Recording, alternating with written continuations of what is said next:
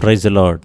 ಕರ್ತನಾದ ಯೇಸುವಿನ ನಾಮದಲ್ಲಿ ಪುನರಾವರ್ತಿ ನಿಮ್ಮೆಲ್ಲರನ್ನ ದೇವರ ವಾಕ್ಯ ಧ್ಯಾನಕ್ಕೋಸ್ಕರ ಸ್ವಾಗತವನ್ನು ಮಾಡುವಂಥವರಾಗಿದ್ದೇವೆ. ಪ್ರಿಯ ಸಹೋದರ ಸಹೋದರಿಯರೇ, ನಾವು ಕಳೆದ ವಿಡಿಯೋದಲ್ಲಿ ಮಾರ್ಚ್ ಫಾರ್ವರ್ಡ್, ಮುನ್ನಡೆಯಿರಿ ಎಂಬ ಸಂದೇಶದ ಮೊದಲ ಭಾಗವನ್ನು ನಾವು ಅಪ್ಲೋಡ್ ಮಾಡಿದ್ವಿ. ಅದರ ಮುಂದುವರೆದ ಭಾಗವನ್ನು ನಾವು ಇದನ್ನು ಮುಂದುವರಿಸಲು ಬಯಸುವಂಥವರಾಗಿದ್ದೇವೆ. ನೋಡಿ, ಮುನ್ನಡೆಯನ್ನು ಕುರಿತು ಮೊದಲ ಭಾಗವನ್ನು ನೀವು ಕೇಳೋದಾದರೆ ಎರಡನೇ ಭಾಗ ನಿಮಗೆ ಸುಲಭವಾಗಿ ಅರ್ಥವಾಗುವಂಥದ್ದಾಗಿದೆ. ನಾವು ಮುನ್ನಡಿಬೇಕು ಅಂತ ಹೇಳಿದ್ರೆ ಅದಕ್ಕೆ ತೀರ್ಮಾನಗಳು ಬಹಳ ಮುಖ್ಯ. ನಾವು ತೀರ್ಮಾನ ಮಾಡಿಕೊಳ್ಳುವಂಥ ಸಂಗತಿಗಳು ಬಹಳ ಮುಖ್ಯ. ಅದಕ್ಕೋಸ್ಕರ ತೀರ್ಮಾನಗಳು ಬಹಳ ಮುಖ್ಯವಾಗಿರುವಂಥದ್ದಾಗಿದೆ. ಪೌಲ 1 ಕೊರಿಂಥ 2ನೇ ಅಧ್ಯಾಯ 2ನೇ ವಾಕ್ಯದಲ್ಲಿ ಹೇಳ್ತಾನೆ, ನಾನು ಶಿಲುಬೆಗೆ ಹಾಕಲ್ಪಟ್ಟವನಾದ ಯೇಸು ಕ್ರಿಸ್ತನನ್ನೇ ಹೊರತು ಬೇರೆ ಯಾವುದನ್ನೂ ತಿಳಿಯದವನಾಗಿ ನಿಮ್ಮಲ್ಲಿ ಇರುವೆನೆಂದು ತೀರ್ಮಾನಿಸಿಕೊಂಡೆನು. ಅಂದರೆ ನಮ್ಮ ಜೀವಿತದಲ್ಲಿ ನಾವು ತೆಗೆದುಕೊಳ್ಳುವಂಥ ತೀರ್ಮಾನ ನಮ್ಮನ್ನು ಕಾಪಾಡುವಂಥದ್ದಾಗಿದೆ. ಅದು ಮಾತ್ರವಲ್ಲ, ದೇವರಿಂದ ಆಶೀರ್ವಾದವನ್ನು, ಕೃಪೆಯನ್ನು ಇದು ಉಂಟು ಮಾಡುವಂಥದ್ದಾಗಿದೆ. ದೇವರ ವಾಕ್ಯದಲ್ಲಿ ಅನೇಕ ಭಕ್ತರು ತೀರ್ಮಾನಗಳನ್ನು ತೆಗೆದುಕೊಂಡಿದ್ದಾರೆ. ಅದನ್ನು ಕುರಿತು ನಾವು ಧ್ಯಾನ ಮಾಡೋಣ. ನಾವು ನೋಡ್ತೇವೆ, ದಾನಿಯೇಲನು ತೀರ್ಮಾನ ಮಾಡೋದನ್ನು ನೋಡ್ತೇವೆ. ಸೊ ದಾನಿಯೇಲನು ನೋಡಬೇಕಾದ್ರೆ ತನ್ನ ಪರಿಶುದ್ಧತ್ವವನ್ನು ಕಾಪಾಡಿಕೊಳ್ಳೋದಕ್ಕೋಸ್ಕರ ಅವನು ಬಾಬಿಲೋನಿನ ಭೋಜನ ಪದಾರ್ಥಗಳನ್ನು ಅವನು ತಿರಸ್ಕರಿಸೋದನ್ನು ನೋಡ್ತೇವೆ. ನನ್ನನ್ನು ಅಶುದ್ಧಪಡಿಸ್ಕೊಳ್ಳೋದಿಲ್ಲ ಅಂತೇಳಿ ಅವನು ಹೇಳೋದನ್ನು ನೋಡ್ತೇವೆ. ದಾನಿಯೇಲ ನೋಡಬೇಕಾದ್ರೆ ಆತನು ಈಗ ಬೇರೆ ದೇಶದಲ್ಲಿ ಇದ್ದಾನೆ. ಆದರೆ ಅವನು ತನ್ನ ತೀರ್ಮಾನವನ್ನು ತೆಗೆದುಕೊಂಡದರಲ್ಲಿ ಬದ್ಧನಾಗಿರೋದನ್ನು ನಾವು ನೋಡ್ತೇವೆ. ತೀರ್ಮಾನದಲ್ಲಿ ಅವನು ಬದ್ಧನಾಗಿರೋದನ್ನು ನಾವು ನೋಡ್ತೇವೆ. ನೋಡಿ, ನೆಬೂಕದ್ನೆಚ್ಚರ್ ಏನು ಮಾಡ್ತಾನೆ ಅಂತ ಹೇಳಿದ್ರೆ, ಯೆರೂಸಲೇಮಿಗೆ ಮುತ್ತಿಗೆ ಹಾಕ್ತಾನೆ. ಆ ಮುತ್ತಿಗೆ ಹಾಕುವಾಗ ಅವನು ಅನೇಕ ಜನಗಳನ್ನು ಏನು ಮಾಡ್ತಾನೆ ಅಂತ ಹೇಳಿದ್ರೆ, ಅವನು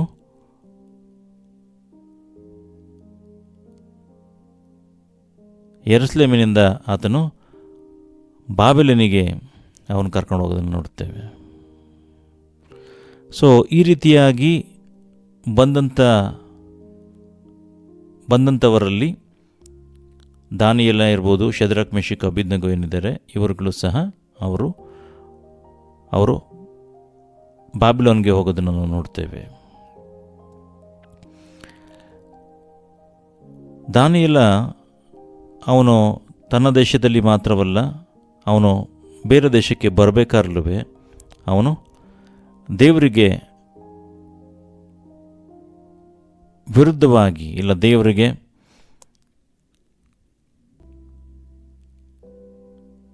ವಿರುದ್ಧವಾಗಿ ನನ್ನನ್ನು ಅಶುದ್ಧ ಮಾಡಿಕೊಳ್ಬಾರ್ದು, ಇಲ್ಲ ನನ್ನನ್ನು ಅಶುದ್ಧ ಮಾಡಿಕೊಳ್ಬಾರ್ದು ಅಂತೇಳಿ ಅಶುದ್ಧನಾಗಲಾರೆ. ನೋಡಿ, ದಾನಿಯೇಲ 1ನೇ ಅಧ್ಯಾಯ 8 ಮತ್ತು 9ನೇ ವಾಕ್ಯವನ್ನು ನೋಡುವಾಗ ದೇವರ ವಾಕ್ಯದಲ್ಲಿ ಬರೆದಿದೆ. ದಾನಿಯೇಲ 1ನೇ ಅಧ್ಯಾಯ 8 ಮತ್ತು 9ನೇ ವಾಕ್ಯವನ್ನು ನೋಡಬೇಕಾದ್ರೆ ದಾನಿಯೇಲ ಹೇಳುವಂಥ ಮಾತು, ದಾನಿಯೇಲನು ತಾನು ರಾಜನ ಭೋಜನ ಪದಾರ್ಥಗಳನ್ನು ತಿಂದು ರಾಜನ ಕುಡಿಯುವ ದ್ರಾಕ್ಷಾರಸವನ್ನು ಕುಡಿದು ತನ್ನನ್ನು ಅಶುದ್ಧ ಮಾಡಿಕೊಳ್ಳಬಾರದೆಂದು ನಿಶ್ಚಯಿಸಿ ಕಂಚುಕಿಯರ ಅಧ್ಯಕ್ಷನಿಗೆ ನಾನು ಅಶುದ್ಧನಾಗಲಾರೆ, ಕ್ಷಮಿಸು ಎಂದು ವಿಜ್ಞಾಪಿಸಿದಾಗ ದೇವರು ಕಂಚುಕಿಯರ ಅಧ್ಯಕ್ಷನ ಮನಸ್ಸಿನಲ್ಲಿ ದಾನಿಯೇಲನ ಮೇಲೆ ಕನಿಕರನ ದಯೆಯನ್ನು ಹುಟ್ಟಿಸಿದನು. ಆ ವಿಜ್ಞಾಪನೆಯನ್ನು ಕೇಳಿ ಕಂಚುಕಿಯರ ಅಧ್ಯಕ್ಷನು ದಾನಿಯೇಲನಿಗೆ, ನಿಮಗೆ ಆಹಾರ ಪಾನಗಳನ್ನು ಏರ್ಪಡಿಸಿದ ನನ್ನ ಒಡೆಯನಾದ ರಾಜನು ನಿಮ್ಮಂತೆ ಆರಿಸಲ್ಪಟ್ಟ ಯುವಕರ ಮುಖಕ್ಕಿಂತ ನಿಮ್ಮ ಮುಖವು ಬಾಟರದು ನೋಡುವನೆಂದು ಭಯಪಡುತ್ತೇನೆ. ರಾಜನ ತಲೆಯನ್ನು ತೆಗೆಸಲು ಕಾರಣವಾದಿರಿ ಎಂದು ಹೇಳಿದನು. ಆದರೆ ದೇವರ ವಾಕ್ಯದಲ್ಲಿ ಬರೆದಿದೆ, 15ನೇ ವಾಕ್ಯ ನೋಡಬೇಕಾದ್ರೆ, ಅವರು 10 ದಿನಗಳ ಮೇಲೆ ರಾಜನ ಆಹಾರವನ್ನು ಉಣ್ಣುತ್ತಿದ್ದ ಸಕಲ ಯುವಕರಿಗಿಂತ ಸುಂದರವಾಗಿಯೂ ಪುಷ್ಟರಾಗಿಯೂ ಕಾಣಿಸಿದರು ಅಂತೇಳಿ ದೇವರ ವಾಕ್ಯದಲ್ಲಿ ಬರೆದಿದ್ದನ್ನು ನೋಡ್ತೇವೆ. ಹಾಲೆಲೂಯಾ. ಸೊ ಅದು ಮಾತ್ರವಲ್ಲ, ಬಾಬಿಲೋನಲ್ಲಿರುವಂಥ ಎಲ್ಲ ಶಾಸ್ತ್ರಿಗಳು ಜೋಯಿಸರಿಗಿಂತಲೂ 10 ಪಟ್ಟು ನಿಪುಣರಾಗಿ ಕಂಡು ಬಂದರು ಅಂತೇಳಿ ದೇವರ ವಾಕ್ಯದಲ್ಲಿ ಬರೆದಿದೆ ನೋಡ್ರಿ. ದಾನಿಯೇಲ 1ನೇ ಅಧ್ಯಾಯ 20ನೇ ವಾಕ್ಯ ನೋಡಬೇಕಾದ್ರೆ ಅಲ್ಲಿ ಬರೆದಿದೆ. ಬಳಿಕ ರಾಜನು ಶಾಸ್ತ್ರೀಯ ವಿದ್ಯೆಯ ಸರ್ವ ವಿಷಯಗಳಲ್ಲಿ ಅವರನ್ನ ವಿಚಾರ ಮಾಡಲು ಅವನ ಪೂರ್ಣ ರಾಜ್ಯದಲ್ಲಿನ ಎಲ್ಲ ಜೋಯಿಸರಿಗಿಂತಲೂ ಮಂತ್ರವಾದಿಗಳಿಗಿಂತಲೂ 10ರಷ್ಟು ನಿಪುಣರಾಗಿ ಕಂಡು ಬಂದರು ಅಂತೇಳಿ ದೇವರ ವಾಕ್ಯದಲ್ಲಿ ಬರೆದಿದೆ, ಬೈಬಲ್ನಲ್ಲಿ ಬರೆದಿದೆ. ಹಲ್ಲೆಲೂಯ. ಸೊ ದೇವರ ವಾಕ್ಯದಲ್ಲಿ ಸ್ಪಷ್ಟವಾಗಿ ಬರೆದಿರೋದನ್ನು ನೋಡ್ತೇವೆ. ಅವರ ತೀರ್ಮಾನಗಳನ್ನು ನೋಡಿ ದೇವರು ಅವರ ಜೀವಿತದಲ್ಲಿ ಕಾರ್ಯ ಮಾಡೋದನ್ನು ನೋಡ್ತೇವೆ. ಪ್ರಿಯ ಸಹೋದರ ಸಹೋದರಿಯರೇ, ನಿಮ್ಮ ತೀರ್ಮಾನಗಳು ಯಾವ ರೀತಿಯಾಗಿ ಇರುವಂಥದ್ದಾಗಿದೆ? ನಿಮ್ಮ ತೀರ್ಮಾನಗಳು ಯಾವ ರೀತಿಯಾಗಿ ಇರುವಂಥದ್ದಾಗಿದೆ? ಒಮ್ಮೆ ಆಲೋಚನೆ ಮಾಡಿ ನೋಡ್ರಿ. ನಿಮ್ಮ ತೀರ್ಮಾನಗಳನ್ನು ನೋಡಿ ದೇವರು ತನ್ನ ಕಾರ್ಯವನ್ನು ಮಾಡುವಂಥವರಾಗಿದ್ದಾರೆ. ನೀವು ತೀರ್ಮಾನಗಳನ್ನು ತೆಗೆದುಕೊಂಡು ಅದರಲ್ಲಿ ಮುಂದುವರಿಯುವಾಗ ನೀವು ದೇವರ ಮಾರ್ಗದಲ್ಲಿ ಮುಂದುವರಿಯೋದಕ್ಕೆ ಸಾಧ್ಯ. ಇಲ್ಲ ಅಂತಿತ್ತು ಅಂತೇಳಿದ್ರೆ ಮುಂದುವರಿಯೋದಕ್ಕೆ ಆಗೋದಿಲ್ಲ. ಅನೇಕರು ಅದಕ್ಕೋಸ್ಕರನೇ ಯಾಕೆ ಮಧ್ಯದಲ್ಲಿ ಬಿದ್ದು ಹೋಗ್ತಾರೆ? ದೇವರ ಮಾರ್ಗದಲ್ಲಿ ಯಾಕೆ ಬಿದ್ದು ಹೋಗ್ತಾರೆ ಅಂತೇಳಿದ್ರೆ ಅವರು ಪರಿಶುದ್ಧತೆಯನ್ನು ಕಾಪಾಡಿಕೊಳ್ಳೋದಿಲ್ಲ, ತೀರ್ಮಾನಗಳಲ್ಲಿ ತೀರ್ಮಾನಗಳಿಗೆ ಬದ್ಧರಾಗಿರೋದಿಲ್ಲ. ಹಾಗಾಗಿ ಅವರು ದೇವರೊಂದಿಗೆ ನಡೆಯುವಂಥ ಅವಕಾಶವನ್ನು ತಪ್ಪಿಸ್ಕೊಳ್ತಾರೆ, ಬಿದ್ದು ಹೋಗ್ತಾರೆ. ನಿಮ್ಮ ಜೀವಿತ ಯಾವ ರೀತಿಯಾಗಿದೆ ಪ್ರಿಯ ಸಹೋದರ ಸಹೋದರಿ? ಒಮ್ಮೆ ಆಲೋಚನೆ ಮಾಡಿ ನೋಡ್ರಿ. ತೀರ್ಮಾನಗಳನ್ನು ತೆಗೆದುಕೊಳ್ಳುವಾಗ ದೇವರು ಖಂಡಿತವಾಗಿ ನಿಮ್ಮಗಳ ಜೀವಿತದಲ್ಲೂ ಸಹ ದೇವರು ಕಾರ್ಯ ಮಾಡಲು ಶಕ್ತರಾಗಿದ್ದಾರೆ. ಹಲ್ಲೆಲೂಯ. ನೋಡಿ, ದಾವೀದನ ತೀರ್ಮಾನ ಯಾವ ರೀತಿಯಾಗಿತ್ತು ಅಂತ ನೋಡಬೇಕಾದ್ರೆ ಕೀರ್ತನೆಗಳ ಪುಸ್ತಕ 119ನೇ ಅಧ್ಯಾಯ 57ನೇ ವಾಕ್ಯವನ್ನು ನೋಡಬೇಕಾದ್ರೆ, ಯೆಹೋವನೇ ನನ್ನ ಪಾಲು ನೀನೇ, ನಿನ್ನ ವಾಕ್ಯವನ್ನು ಕೈಕೊಳ್ಳಲು ನಿರ್ಣಯಿಸಿಕೊಂಡಿದ್ದೇನೆ ಅಂದನು. ಅಂದರೆ ದೇವರು ವಾಕ್ಯಗಳನ್ನು ಕೈಕೊಳ್ಳಬೇಕು ಅಂತ ಇರುವಂಥ ಅವನ ಆಶೆ ಇರ್ಬೋದು. ಅವನು ನಿರ್ಣಯಿಸಿಕೊಂಡಿದ್ದೇನೆ ಅಂತ ಹೇಳಿದ್ರೆ ಡಿಸೈಡ್ ಮಾಡಿದ್ದೇನೆ ಅಂತೇಳಿ ಅವನು ಹೇಳೋದನ್ನು ನೋಡ್ತೇವೆ. ಹಲ್ಲೆಲೂಯ. ನೋಡಿ, ದಾವೀದನ ಜೀವಿತದಲ್ಲಿ ದೇವರು ಕಾರ್ಯ ಮಾಡೋದಕ್ಕೆ ಕಾರಣ ಏನು ಅಂತ ನೋಡಬೇಕಾದ್ರೆ ಅವನು ದೇವರ ವಾಗ್ದಾನಗಳನ್ನು ದೇವರನ್ನು ಅವನೇನು ಮಾಡಿದ್ದ ಅಂತ ಹೇಳಿದ್ರೆ ಬಿಗಿಯಾಗಿ ಹಿಡ್ಕೊಂಡಿದ್ದ. ಅದಕ್ಕೆ ಅವನ ಎಲ್ಲ ಯುದ್ಧಗಳಲ್ಲಿ ದೇವರು ಅವನಿಗೆ ಜಯವನ್ನು ಕೊಡೋದನ್ನು ನೋಡ್ತೇವೆ. ಅವನ ಎಲ್ಲ ಯುದ್ಧಗಳಲ್ಲಿ ದೇವರು ಜಯ ಕೊಡೋದನ್ನು ನೋಡ್ತೇವೆ. ಅಮಲೇಕ್ಯನಿರ್ಬೋದು, ಫಿಲಿಸ್ಟಿಯನಿರ್ಬೋದು ಅವನು ಸೋಲಿಸ್ದ ಅಂತೇಳಿ ದೇವರ ವಾಕ್ಯದಲ್ಲಿ ಬರೆದಿದೆ. ಹಾಗಾಗಿ ನಾವು ಯಾವುದಕ್ಕೆ ಪ್ರಾಮುಖ್ಯತೆಯನ್ನು ಕೊಡ್ತಾ ಇದ್ದೀವಿ? ದೇವರ ವಾಕ್ಯಕ್ಕೆ ಪ್ರಾಮುಖ್ಯತೆ ಕೊಡೋದಾದರೆ ಖಂಡಿತವಾಗಿ ಆತನು ನಿಮ್ಮಗಳ ಜೀವಿತದಲ್ಲೂ ಸಹ ನಿಮ್ಮಗಳ ಜೀವಿತವೂ ಸಹ ದೇವರು ಆಶೀರ್ವಾದ ಮಾಡಿ ಉನ್ನತಿಗೆ ತರಲು ಶಕ್ತರಾಗಿದ್ದಾರೆ. ಹಲ್ಲೆಲೂಯ. ಕೀರ್ತನೆಗಳ ಪುಸ್ತಕ 119:16ನೇ ವಾಕ್ಯದಲ್ಲಿ ಬರೆದೆ, ನಿನ್ನ ನಿಬಂಧನೆಗಳಲ್ಲಿ ಉಲ್ಲಾಸ ಪಡುವೆನು, ನಿನ್ನ ವಾಕ್ಯವನ್ನು ಮರೆಯೋದಿಲ್ಲ ಅಂತೇಳಿ.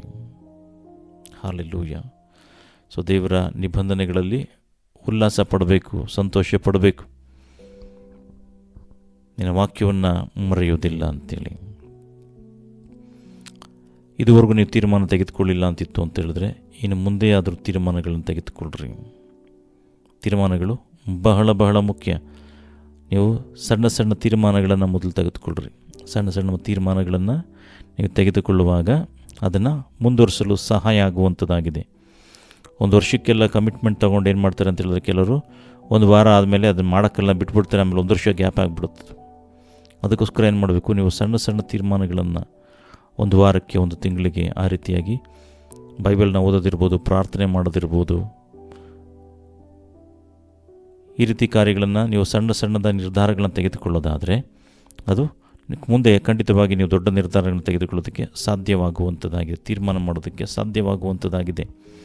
ಕೆಲವರು ಏನು ಮಾಡ್ತಾರೆ ಅಂತ ಹೇಳಿದ್ರೆ ವರ್ಷದ ಮೊದಲನೇ ವಾರದಲ್ಲಿ ಕೆಲವು ತೀರ್ಮಾನ ತೆಗೆದುಕೊಳ್ತಾರೆ, ಒಂದು ವಾರ ಆದಮೇಲೆ ಮಾಡೋಕ್ಕಾಗಲ್ಲ ಅಂದರೆ ಬಿಟ್ಬಿಡ್ತಾರೆ. ಸೊ ಆ ರೀತಿ ಮಾಡಿಬಿಟ್ರಿ. ಅದಕ್ಕೆ ಒಂದು ವಾರ, ಒಂದು ತಿಂಗಳು ಈ ರೀತಿಯಾಗಿ ತೀರ್ಮಾನ ತೆಗೆದುಕೊಂಡು ಅದನ್ನು ಪ್ರಾಕ್ಟೀಸ್ ಮಾಡಿರಿ. ನೋಡಿರಿ, ಯಾವಾಗಲೂ ಕನ್ಸಿಸ್ಟೆನ್ಸಿ ಇದೆಯಲ್ಲ ಅದು ಬಹಳ ಮುಖ್ಯ. ಸರಾಸರಿ ಇದೆಯಲ್ಲ ಅದು ಬಹಳ ಮುಖ್ಯ.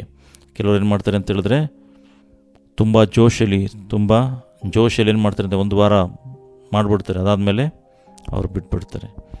ಆದರೆ ಕನ್ಸಿಸ್ಟೆನ್ಸಿ ಅಂತ ನೋಡಬೇಕಾದ್ರೆ, ಸರಾಸರಿಯನ್ನು ನೋಡಬೇಕಾದ್ರೆ, ಅದನ್ನು ಕಂಟಿನ್ಯೂಸ್ ಆಗಿ ಮಾಡ್ತಾ ಹೋಗಬೇಕಾದ್ರೆ, ಅದನ್ನು ನಾವು ಅಭ್ಯಾಸ ಮಾಡ್ಕೊಂಡು ಹೋಗಬೇಕಾದ್ರೆ ಅದು ಒಂದು ದೊಡ್ಡ ಬಲವನ್ನು ಕೊಡುವಂಥದ್ದಾಗಿದೆ. ಅದು ಗುರಿ ಮುಟ್ಟಲು ಸಹಾಯ ಆಗುವಂಥದ್ದಾಗಿದೆ. ಹಾಗಾಗಿ ನಿಮ್ಮ ತೀರ್ಮಾನಗಳಿದೆ, ಅದನ್ನು ಸಣ್ಣ ಸಣ್ಣ ತೀರ್ಮಾನಗಳಲ್ಲಿ ಬದ್ಧರಾಗಿರ್ರಿ, ಅದನ್ನು ಮುಂದುವರಿಸ್ರಿ. ಹಾಗೂ ಖಂಡಿತವಾಗಿ ದೇವರ ಕರಗಳು ನಿಮ್ಮ ಜೀವಿತಗಳಲ್ಲಿ ಕಾರ್ಯ ಮಾಡೋದನ್ನು ಖಂಡಿತವಾಗಿ ನೀವು ನೋಡೋದಕ್ಕೆ ಸಾಧ್ಯ. ಹಾಲೆಲೂಯ. ನೋಡಿ, 2 ತಿಮೋಥಿ ಚಾಪ್ಟರ್ 3 ವರ್ಸ್ 5 ಹೇಳುವಂಥದ್ದಾಗಿದೆ, ಭಕ್ತಿಯ ವೇಷವಿದ್ದು ಅದರ ಬಲವನ್ನು ಬೇಡವೆನ್ನುವವರು ಆಗಿರುವರು ಅಂತೇಳಿ. ಸೊ ಭಕ್ತಿಯ ವೇಷ ಇರುತ್ತೆ, ಅದರ ಬಲ ಬೇಡ ಅಂತೇಳಿ ಇರೋವಂಥವ್ರು.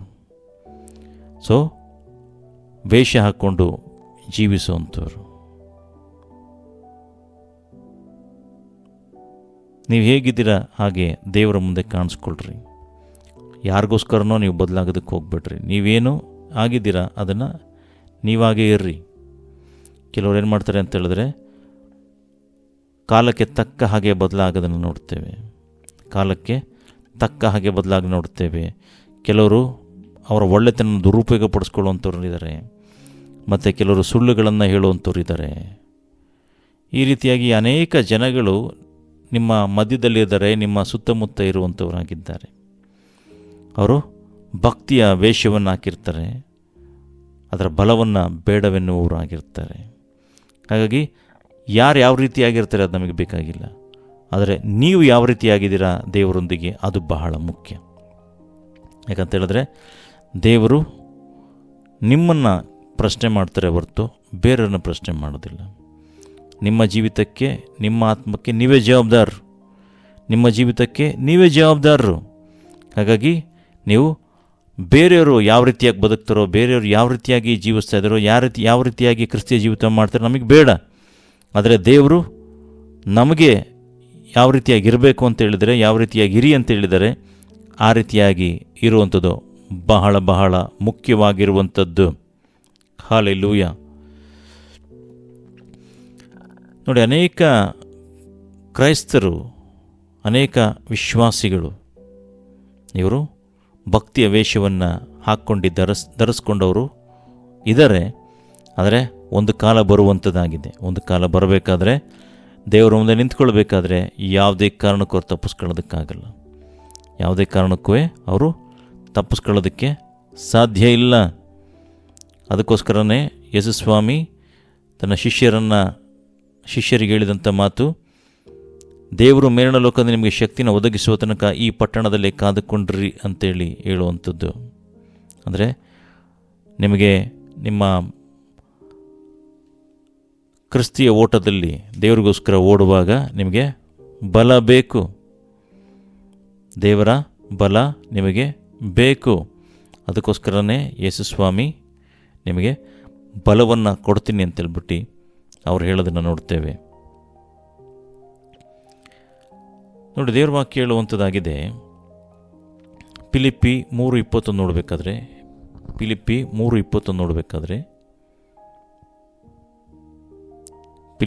3:20 ನೋಡಬೇಕಾದ್ರೆ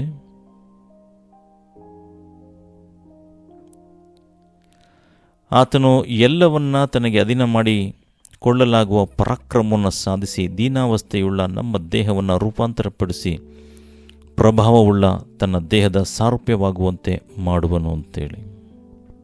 ಹಾಲೆಲೂಯ. ಹಾಗಾಗಿ ದೇವರ ಶಕ್ತಿಯನ್ನು ಧರಿಸ್ಕೊಳ್ಳೋದ್ರ ಮುಖಾಂತರವಾಗಿ ನೀವೇನಾಗ್ತೀರಾ, ನಿಮ್ಮ ದೇಹ ರೂಪಾಂತರಪಡಿಸಿ ಪ್ರಭಾವವುಳ್ಳ ತನ್ನ ದೇಹದ ಸಾರೂಪ್ಯವಾಗುವಂತೆ ದೇವರು ಮಾಡ್ತಾರಂತೆ. ಹಾಲೆಲೂಯ. ಸೊ ದೇವರ ಶಕ್ತಿಯನ್ನು ಧರಿಸ್ಕೊಂಡ್ರೆ ಮಾತ್ರ ನೀವು ಸೈತಾನನ ವಿರುದ್ಧವಾಗಿ ಹೋಗೋದಕ್ಕೆ ಸಾಧ್ಯ, ಸೈತನ ಕಾರ್ಯಗಳನ್ನು ಲಯ ಮಾಡೋದಕ್ಕೆ ಸಾಧ್ಯ. ಹಾಲೆಲೂಯ. ಇಸ್ರಾಯೇಲರಿಗೆ ಗೇಂಡಾಮೃಗದಷ್ಟು ಬಲ ಇತ್ತು ಅಂತೇಳಿ ದೇವರ ವಾಕ್ಯ ಹೇಳುತ್ತೆ, ಅರಣ್ಯಕಾಂಡ 23 ನೋಡಬೇಕಾದ್ರೆ. ಆದರೆ ಅವ್ರು ದಿನ ಕಳೆದಂಗೆಲ್ಲ ಏನು ಮಾಡಿದ್ರು ಅಂತ ಹೇಳಿದ್ರೆ, ತಮ್ಮ ಬಲವನ್ನು ಅವರು ಕಳ್ಕೊಂಡ್ರು. ದೇವರಲ್ಲಿ ತಮ್ಮನ್ನು ಬಲಪಡಿಸ್ಕೊಳ್ಳಿಲ್ಲ. ದೇವರಲ್ಲಿ ತಮ್ಮನ್ನು ಬಲಪಡಿಸ್ಕೊಳ್ಳಿಲ್ಲ. ಆದರೆ ದಾವಿದ ಹಂಗಲ್ಲ. ದಾವಿದ ಏನು ಮಾಡ್ತಿದ್ದ ಅಂತ ಹೇಳಿದ್ರೆ, ಅವನು ಯಾವಾಗಲೂ ಆರಾಧನೆಗಳ ಮುಖಾಂತರವಾಗಿ ದೇವರೊಂದಿಗೆ ಯಾವಾಗಲೂ ಆತನು ಸಮೀಪಸ್ಥನಾಗಿರ್ತಿದ್ದ, ದೇವರಿಗೆ ಹತ್ತಿರವಾಗಿರ್ತಿದ್ದ. ಇಸ್ರಾಯೇಲರು ಗೊಲಿಯಾತನ ನೋಡಬೇಕಾದ್ರೆ ಎದುರಿ ಓಡೋಗೋದನ್ನು ನೋಡ್ತೇವೆ. ಆದರೆ ದಾವಿದ ಬಂದು ಅವನು ಗೊಲಿಯಾತನಿಗೆ ವಿರುದ್ಧವಾಗಿ ಒಂದು ಚಾಲೆಂಜ್ ಮಾಡೋದನ್ನು ನೋಡ್ತೇವೆ. ಅವನು ಚಿಕ್ಕವನಾಗಿದ್ದ, ಆದರೆ ಗೊಲಿಯಾತನನ್ನು ನೋಡಿ ಹೆದರ್ಕೊಳ್ಳಿಲ್ಲ. ಗೊಲಿಯಾತನಿಗೆ ಒಂದು ಚಾಲೆಂಜ್ ಮಾಡೋದನ್ನು ನೋಡ್ತೇವೆ. ಆತನು ಇವತ್ತು ನನ್ನ ಕೈಗೆ ಒಪ್ಪಿಸಿಕೊಡುವನು ಎಂದು ಹೇಳಿದ್ದಲ್ಲದೆ, ಒಂದು ಕಲ್ಲನ್ನು ತೆಗೆದು ಅವನ ಹಣೆಗೆ ಗುರಿಯಿಟ್ಟು ಕವಣೆಯನ್ನು ಬೀಸಿ ಒಡೆಯಲು ಕಲ್ಲು ಅವನ ಹಣೆಯೊಳಗೆ ಹೋಗಿತ್ತು, ಅವನು ಬೋರ್ಲು ಬಿದ್ದನು ಅಂತೇಳಿ. ಅಂದರೆ ಸೈಜ್ ಮ್ಯಾಟ್ರ್ ಆಗೋದಿಲ್ಲ, ಹೈಟು ಸೈಜು ಇದು ಮ್ಯಾಟ್ರ್ ಆಗೋದಿಲ್ಲ, ಇದು ವಿಷಯ ಆಗೋದಿಲ್ಲ. ಹಲ್ಲೆಲೂಯ. ಸೊ ದೇವರು ನಿಮ್ಮ ಜೊತೆಗಿದ್ದರೆ ನಿಮ್ಮನ್ನು ಎದುರಿಸುವವರು ಯಾರು ಅಂತೇಳಿ. ಹಲ್ಲೆಲೂಯ. ಹಾಗಾಗಿ ದೇವರ ಬಲವನ್ನು ನೀವು ಹೊಂದ್ಕೊಂಡ್ರೆ ಮಾತ್ರ ನೀವು ದೇವರ ಮಾರ್ಗದಲ್ಲಿ ಮುನ್ನಡೆಯೋದಕ್ಕೆ ಸಾಧ್ಯ. ಹಲ್ಲೆಲೂಯ. ಹಾಗಾಗಿ ದೇವರ ಬಲವನ್ನು ಹೊಂದ್ಕೊಂಡು ಜೀವಿಸ್ರಿ. ನಿಮ್ಮ ಕಡೆ ಉಸಿರಿನವರೆಗೂ ದೇವರ ಬಲವನ್ನು ಹೊಂದಿಕೊಂಡು ಜೀವಿಸ್ರಿ. ಹಲ್ಲೆಲೂಯ. ಸೊ ಕಾಲೇಬ ಹೇಳುವಂಥದ್ದು, ಮೋಶೆಯ ಕಣ್ಣು ಇನ್ನೂ ಮೊಬ್ಬಾಗಿರಲಿಲ್ವಂತೆ. ಹಲ್ಲೆಲೂಯ. ಅವನು ಕಾಲೇಬ ಹೇಳುವಂಥದ್ದು, ನಾನು ಐಗುಪ್ತ ದೇಶವನ್ನು ಎಷ್ಟು ಬಿಟ್ಟಾಗ ಎಷ್ಟು ಬಲ ಇತ್ತೋ ಈಗಲೂ ಸಹ ಅಷ್ಟೇ ಬಲ ಇದೆ ನನ್ನಲ್ಲಿ ಅಂತೇಳ್ಬಿಟ್ಟು ಅವನು ಹೇಳೋದನ್ನು ನೋಡ್ತೇವೆ. ಅಂದರೆ ಬಲದಿಂದ ಆತನು ತುಂಬಲ್ಪಟ್ಟವನಾಗಿ ನೋಡ್ತೇವೆ. ಹಲ್ಲೆಲೂಯ. ಅದು ಮಾತ್ರವಲ್ಲದೆ ದೇವರ ವಾಕ್ಯ ಹೇಳುವಂಥದ್ದಾಗಿದೆ.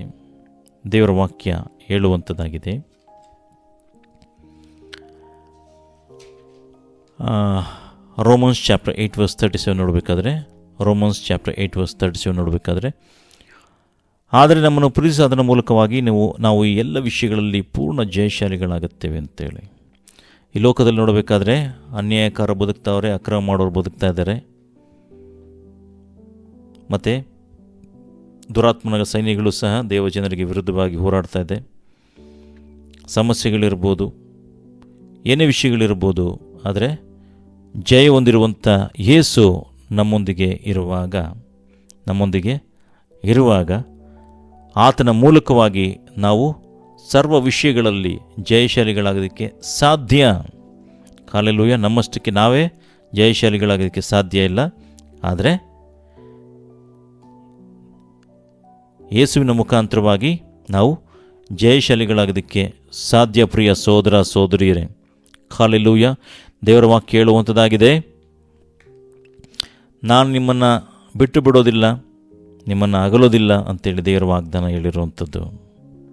ಅದು ಮಾತ್ರವಲ್ಲ, ದೇವರ ವಾಕ್ಯ ಹೇಳುವಂಥದ್ದಾಗಿದೆ, ಲೋಕದಲ್ಲಿರುವ ಆತನಿಗಿಂತಲೂ ನಿಮ್ಮಲ್ಲಿರುವ ಆತನು ಹೆಚ್ಚಿನವನಾಗಿದ್ದಾನೆ ಅಂತೇಳಿ.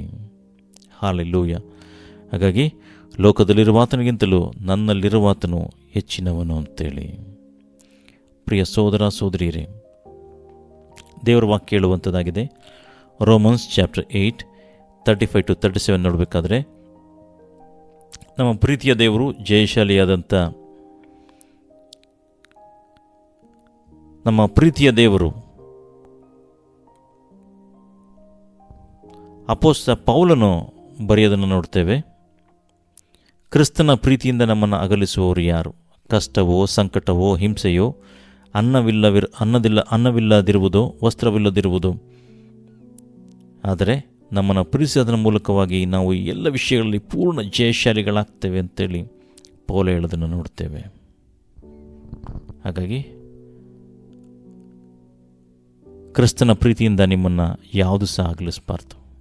ಕ್ರಿಸ್ತನ ಪ್ರೀತಿಯಿಂದ ನಿಮ್ಮನ್ನು ಯಾವುದು ಸಹ ಅಗಲಿಸಬಾರದು. ಹಲ್ಲೆಲೂಯ. ನಮ್ಮನ್ನು ಪ್ರೀತಿಸಿದ ಮೂಲಕವಾಗಿ ನಾವು ಈ ಎಲ್ಲ ವಿಷಯಗಳಲ್ಲಿ ಪೂರ್ಣ ಜಯಶಾಲಿಗಳಾಗುತ್ತೇವೆ ಅಂತೇಳಿ ಪೌಲ ಹೇಳೋದನ್ನು ನೋಡ್ತೇವೆ. ಹಲ್ಲೆಲೂಯ. ಪ್ರಕಟಣೆ 3:21 ಹೇಳುವಂಥದ್ದಾಗಿದೆ, ನಾನು ಜಯ ಹೊಂದಿ ನನ್ನ ತಂದೆಯೊಡನೆ ಸಿಂಹಾಸನದಲ್ಲಿ ಕೂತುಕೊಂಡೆನು, ಹಾಗೆ ಜಯ ಹೊಂದು ನನ್ನೊಡನೆ ಸಿಂಹಾಸನದಲ್ಲಿ ಕೂತುಕೊಳ್ಳುವಂತೆ ಮಾಡುವೆನು ಅಂತೇಳಿ ದೇವರ ವಾಕ್ಯದಲ್ಲಿ ಬರ್ತದೆ. ಅಂದರೆ ಯಾರು ಜಯಿಸ್ತಾರೋ, ಯಾರು ಜಯವಂತರು ಅವರಿಗೆ ಅಂತೇಳಿ. ಹಲ್ಲೆಲೂಯಾ. ನಿಮ್ಮ ಅಂತಿಮ ನಿಮ್ಮ ಜೀವಿತದಲ್ಲಿ ನಿಮ್ಮ ಮೇನ್ ಟಾರ್ಗೆಟ್ ಏನು ಅಂತ ಹೇಳಿದ್ರೆ, ನಾನು ಜಯಶಾಲಿಗಳಾಗಬೇಕು, ನಾನು ಜಯಶಾಲಿಯಾಗಿ ಜೀವಿತವನ್ನು ನಾನು ಮಾಡಬೇಕು ಅನ್ನೋದು. ಅದು ಮಾತ್ರವಲ್ಲ, ನಾನು ದೇವರೊಂದಿಗೆ ಯುಗಾಂತರವರೆಗೂ ನಾನು ದೇವರೊಂದಿಗೆ ಇರಬೇಕು. ಇದು ನಿಮ್ಮ ಮುಖ್ಯವಾದ ಗುರಿಯಾಗಿರಬೇಕು, ಮುಖ್ಯವಾದ ಗುರಿಯಾಗಿರಬೇಕು. ಅದಕ್ಕೋಸ್ಕರ ಜಯಶಾಲಿಗಳಾಗಿರ್ರಿ ಅಂತೇಳಿ ದೇವರ ವಾಕ್ಯದಲ್ಲಿ ಬರೆದಿರುವಂಥದ್ದು. ಅದು ಮಾತ್ರವಲ್ಲ, ನಾವು ಜಯಶಾಲಿಗಳಾಗ್ತೇವೆ ಅಂತೇಳಿ, ಜಯಶಾಲಿಗಳಾಗ್ತೇವೆ. ಯಾವುದ್ರ ಮುಖಾಂತರವಾಗಿ? ನಮ್ಮ ಬಲದಿಂದಾಗಲಿ ನಮ್ಮ ಸಾಮರ್ಥ್ಯ ಆಗಲ್ಲ, ಯೇಸುವಿನ ಮುಖಾಂತರವಾಗಿ ನಾವು ಜಯಶಾಲಿಗಳಾಗೋದಕ್ಕೆ ಸಾಧ್ಯ. ಯಾಕಂತ ಹೇಳಿದ್ರೆ ಯೇಸು ಸ್ವಾಮಿ ಯಾವ ರೀತಿಯಾಗಿ ಜಯಶಾಲಿಗಳಾಗಬೇಕು ಅಂತೇಳಿ ನಮಗೆ ತೋರಿಸ್ಕೊಟ್ಟು ಹೋಗಿದ್ದಾರೆ. ಆತನ ಹೆಜ್ಜೆಯ ಜಾಡ ನಾವು ಹಿಂಬಾಲಿಸಿ ನಡೆಯುವಾಗ ಖಂಡಿತವಾಗಿ ನಾವು ಸಹ ಜಯಶಾಲಿಗಳಾಗ್ತೇವೆ, ಜಯಶಾಲಿಗಳಾಗಿ ಆಗ್ತೇವೆ. ಪ್ರಿಯ ಸಹೋದರ ಸಹೋದರಿಯರೇ, ಹಲ್ಲೆಲೂಯಾ. ನಿಮ್ಮ ಕ್ರಿಸ್ತ ಜೀವಿತದಲ್ಲಿ ಯಾವ ರೀತಿಯಾಗಿ ನೀವು ನಡೀತಾ ಇದ್ದೀರಾ? ನೀವು ಒಮ್ಮೆ ಆಲೋಚನೆ ಮಾಡಿ ನೋಡ್ರಿ. ಮುನ್ನಡೆಯಿರಿ, ಇರೋ ಹಾಗೆ ಇರಬೇಡ್ರಿ. ನೀವು ಯೇಸುವನ್ನು ಕಂಡುಕೊಂಡು ಎಷ್ಟು ವರ್ಷಗಳಾಗಿದೆ? 1 ವರ್ಷ, 2 ವರ್ಷ, 5 ವರ್ಷ, 10 ವರ್ಷ, 20 ವರ್ಷ, ಎಷ್ಟು ವರ್ಷ ಆಗಿದೆ? ಎಷ್ಟು ಮುಂದೆ ಹೋಗಿದ್ದೀರಾ? ಎಷ್ಟು ಮುಂದೆ ನಡೆದಿದ್ದೀರಾ ಅಂತೇಳಿ ಕ್ರಿಸ್ತ ಜೀವಿತದಲ್ಲಿ ವಿಶ್ವಾಸಿಯಾಗಿ ನೀವು ಎಲ್ಲಿದ್ದೀರಾ ಅಂತೇಳಿ ನಿಮ್ಮನ್ನು ಪ್ರಶ್ನೆ ಮಾಡ್ಕೊಂಡು ನೋಡ್ಕೊಳ್ರಿ. ಒಂದು ವೇಳೆ ನೀವಿನ್ನೂ ಸರಿಯಾಗಿ ನಡೀತಿಲ್ಲ ಅಂತಿತ್ತು ಅಂತೇಳಿದ್ರೆ, ದೇವರ ವಾಕ್ಯದ ಆಧಾರದಲ್ಲಿ ನಾವು ಯಾವ ರೀತಿಯಾಗಿ ನಡಿಬೇಕು, ಯಾವ ರೀತಿಯಾಗಿ ನಾವು ನಮ್ಮ ಜೀವಿತವನ್ನು ಯಾವ ರೀತಿಯಾಗಿ ಮುಕ್ತಾಯಗೊಳಿಸಬೇಕಾಗಿದೆ, ಯಾವ ರೀತಿಯಾಗಿ ನಾವು ಜಯಶಾಲಿಗಳಾಗಬೇಕಾಗಿದೆ ಅಂತೇಳಿ ನಾವು ದೇವರ ವಾಕ್ಯದ ಆಧಾರದಲ್ಲಿ ತಿಳಿಸ್ಕೊಟ್ಟಿದ್ದೇವೆ. ಹಲ್ಲೆಲೂಯಾ. ದೇವರು ಈ ವಾಕ್ಯಗಳ ಮುಖಾಂತರವಾಗಿ ನಿಮ್ಮನ್ನು ಆಶೀರ್ವಾದ ಮಾಡಲಿ, ನಿಮ್ಮೆಲ್ಲರನ್ನ ಆಶೀರ್ವಾದ ಮಾಡಲಿ. ಇದೇ ಮೊದಲ ಬಾರಿಗೆ ನಮ್ಮ ಚಾನಲ್ನ ಯಾರು ಕೇಳ್ತಿರೋದಾದರೆ ನೀವು ಸಬ್ಸ್ಕ್ರೈಬ್ ಮಾಡ್ಕೊಳ್ಳಿ ಅಂತ ಕೇಳ್ಕೊಳ್ತಾ ಇದ್ದೇವೆ. ಯಾಕಂತ ಹೇಳಿದ್ರೆ ಬರುವಂಥ ಸಂದೇಶಗಳ ಅಪ್ಡೇಟ್ಗಳು ನಿಮಗೆ ದೊರೆಯುವಂಥದ್ದಾಗಿದೆ. ಅದು ಮಾತ್ರವಲ್ಲದೆ ನಾವು ಹಿಂದೆ ಮಾಡಿದಂಥ ಎಲ್ಲ ಸಂದೇಶಗಳನ್ನು, ಈ ಹಿಂದೆ ಹೇಳಿದಂಥ ಎಲ್ಲ ಸಂದೇಶಗಳನ್ನು, ಅದರ ಲಿಂಕ್ಗಳನ್ನು ನಾನು ಡಿಸ್ಕ್ರಿಪ್ಷನ್ ಬಾಕ್ಸಲ್ಲಿ ಹಾಕಿರ್ತೀವಿ. ಸಾಲವನ್ನು ಕುರಿತು, ಹಣವನ್ನು ಕುರಿತು, ಆಶೀರ್ವಾದವನ್ನು ಕುರಿತು, ಯೌವನಸ್ಥರನ್ನು ಕುರಿತು, ತಾಯಂದಿರನ್ನ ಕುರಿತು, ಈ ರೀತಿಯಾಗಿ ಅನೇಕ ಸಂದೇಶಗಳನ್ನು ನಾವು ಈಗಾಗಲೇ ಮಾಡಾಕಿದ್ದೀವಿ. ಅದರ ಲಿಂಕ್ಗಳನ್ನು ನೀವು ಕ್ಲಿಕ್ ಮಾಡೋದ್ರ ಮುಖಾಂತರವಾಗಿ ನೇರವಾಗಿ ಸಂದೇಶಗಳನ್ನು ನೀವು ಕೇಳ್ಬೋದಾಗಿದೆ. ದೇವರು ಈ ವಾಕ್ಯಗಳ ಮುಖಾಂತರ ನಿಮ್ಮನ್ನು ಆಶೀರ್ವಾದ ಮಾಡಲಿ. God bless you.